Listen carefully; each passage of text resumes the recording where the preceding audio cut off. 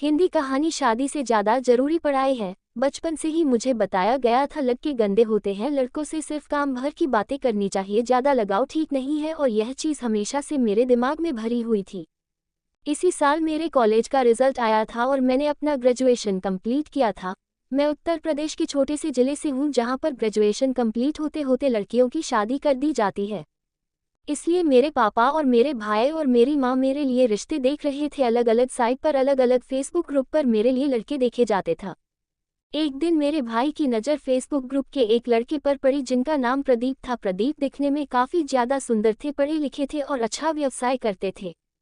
मेरे भाई को लड़का काफ़ी अच्छा लगा तो उन्होंने शादी की बात चलाई। प्रदीप की दीदी ने हमें बताया कि शादी में हमें किसी तरीके का दहेज नहीं चाहिए, हमें तो बस एक चीज़ चाहिए और वह है लड़की अच्छी हो। प्रदीप अपने घर में अकेले थे, एक बहन थी, उनके अलावा घर में सिर्फ माँ और उनके पिताजी थे। मेरे भाई को ये रिश्ता काफ़ी ज़्यादा अच्छा लग रहा था। वह अकेले थे इसलिए नहीं, बल्कि इसलिए कि उन्हें दहेज नहीं चाहिए था, क्योंकि हमारी स्थिति ऐसी नहीं थी कि हम दहेज देकर बड़े घर में शादी कर सके, और ऐसे में किसी ऐसे घर से रिश्ता जोड़ना जो बड़ा हो और आपसे दहेज भी न ले रहा हो, सपना के सच होने जैसा है। प्रदीप ने अपनी बहन से बोला कि शादी से पहले मैं लड़की से बात करना चाहता हूं। प्रदीप की बहन ने यह बात मेरे भाई के सामने रखी। मेरे भाई ने बोला ठीक है, हमें कोई आपत्ति नहीं है, मेरी बहन समझदार है, वह बात कर लेगी। पर सच तो ये था कि मैं आज तक जिंदगी में कभी किसी लड़के से बात नहीं की थी। किसी लड़के से बात करना मेरे लिए एक अलग अनुभव था। मुझे नहीं पता था लड़कों से कैसे बात की जाती है। मेरे भाई ने प्रदीप से बात की और उन्हें बोला मेरी बहन की इंस्टाग्राम आईडी आप ले लीजिए और वहां पर उस नंबर मांग लीजिए, अगर वह कंफर्टेबल होगी तो आपको नंबर दे देगी। जिसे सुनने के बाद प्रदीप थोड़ा सा गुस्सा है और नाराजगी दिखाते हुए उन्होंने बोला कि यहाँ पर आपकी बहन की शादी की बात हो रही है, तो अगर आपको सही लगे तो ही आप बात करवाए। ये कोई तरीका नहीं होता कि मैं किसी लड़की को मैसेज करके उससे उसका नंबर मांगूं। भैया ने मुझे ये सारी बात बताई और मैंने हामी भर दी कि ठीक है, आप मेरा नंबर दे दीजिए। भैया ने ऐसा ही किया, उन्होंने प्रदीप को मेरा नंबर दे दिया।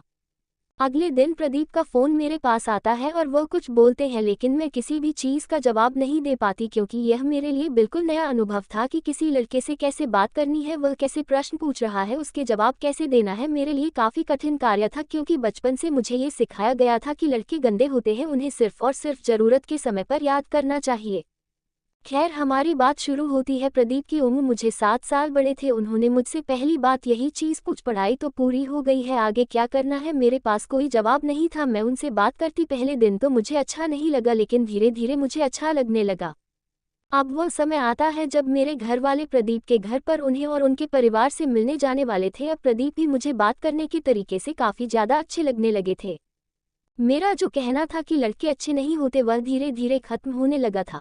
प्रदीप से बात करके मुझे समझ में आया कि एक ऐसे इंसान है जिन्हें खाने से लेकर के सिनेमा तक की हर नॉलेज है, व्यापार करने से लेकर नौकरी करने तक की हर फील्ड की नॉलेज उनके पास भर भर के है। यही नहीं, बड़ों की रिस्पेक्ट कैसे करनी है, लड़की से बात कैसे करनी है, ये सारी बातें जैसे मानो उन्होंने कहीं पर सीखी हो।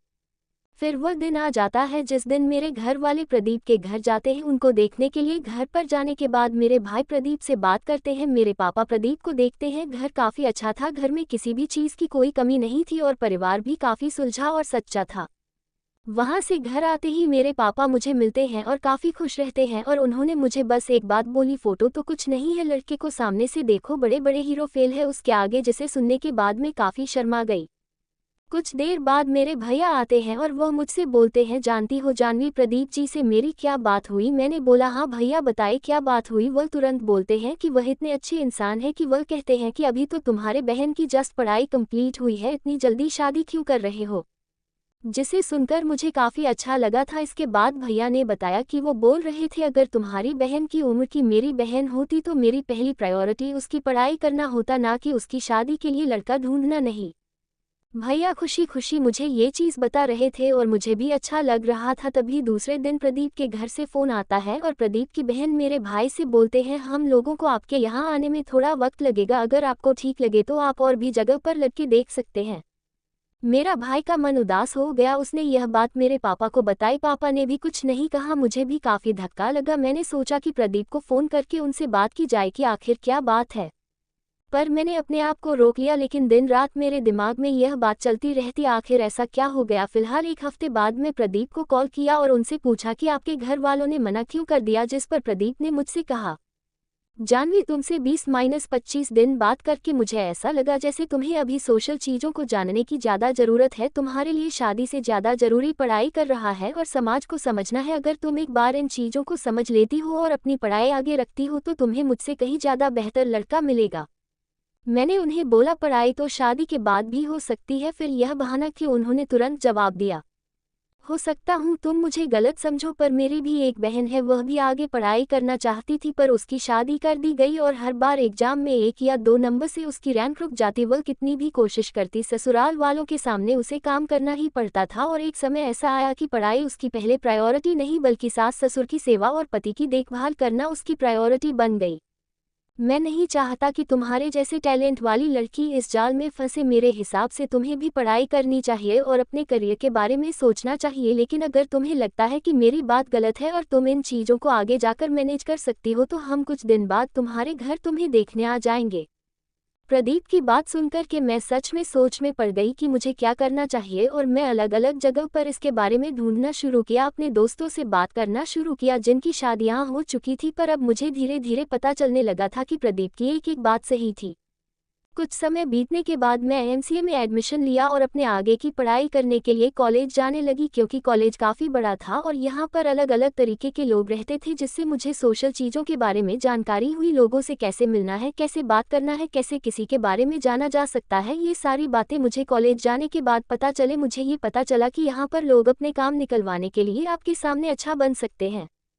धीरे धीरे मेरा एमसीए कंप्लीट हो गया और मेरी प्लेसमेंट एक अच्छी कंपनी में हो गई। इन सभी चीज़ों को होने में 3 साल का समय लगा, लेकिन आज मैं अपने पैर पर खड़ी हूँ। प्रदीप से मेरी बात हुई 4 साल से ज़्यादा का समय बीत चुका है।